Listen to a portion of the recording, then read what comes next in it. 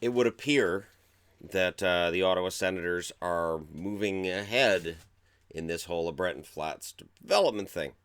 So, of course, we have on one side Eugene Melnyk, who's suing his former partners, Trinity Development.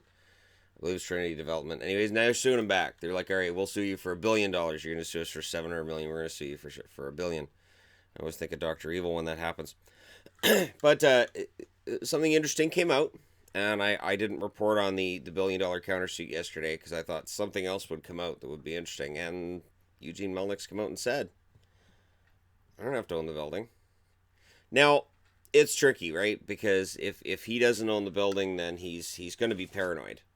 He is, because also in the same article it states that he doesn't want to be in a position where if he has problems with the building's lease, they could potentially push him out. So if they jack up the rates or whatever, he doesn't want to have to deal with that. So there's a lot of bridges between here and there to be crossed. I always kind of get the feeling that Eugene Melnyk is difficult for other people to deal with. That he's tricky, and I don't mean that necessarily in a bad way either. Some of the best bosses I've had have been not necessarily very popular, but they get the job done. Of course, with Melnyk, the interesting thing too is he's not talking to the public right now. At least that's what it said in the article as well. And then they point out back in 2015 in December he made a statement that he would never have his team in a building he didn't own. He said, if I want to go skate right now, I own the building. I can go skate whenever I want. But if I don't own the building, I have to ask permission. It's really semantics, is what it is. When you have tens of millions of dollars, if you want to go skate, you can go skate. You shouldn't have a problem finding a place or a time because you're worth a lot of money, and money definitely talks. I do think that this is going to be frustrating for some Sens fans because I think there's some who want this whole building thing to push Melnyk out. For Melnyk to say, fine, I'm done with this.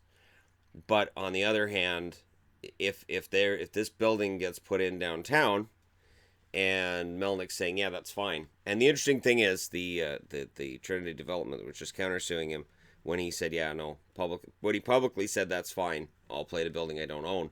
They answer with, you're just looking for an arena to play in for free. You just want a free arena. And the statement has been made that if this is a guaranteed moneymaker, why doesn't he pitch in and make it 50-50? Why is he not paying his share, seems to be the idea. So LeBreton Flats isn't a done deal just yet, but we're getting there.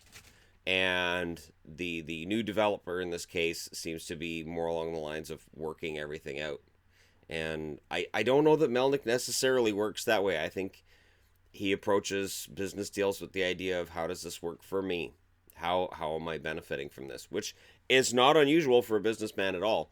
But when you're also holding a Canadian hockey team's fate in your hands, it makes people nervous. So Melnyk's not going anywhere. That might be considered a bad thing by Ottawa fans, but on the other hand, he has said it doesn't matter if I own the building or not. As long as we have a building, as long as it's downtown, I'll work around the rest of it. So there you go.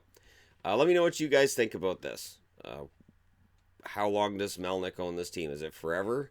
Because he certainly seems to make it sound like it's going to be forever. He has no intention of ever selling.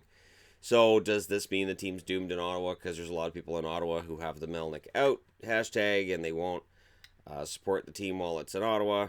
Or does it just mean that when the team starts winning that they'll quietly go back to supporting the team? That's what I think. I think that if this team next year got off to a 10-0 start and they were the hottest team in the league and Brady Tkachuk's on a 50-goal pace and there's all these exciting new things going on, I don't think fans would stay away.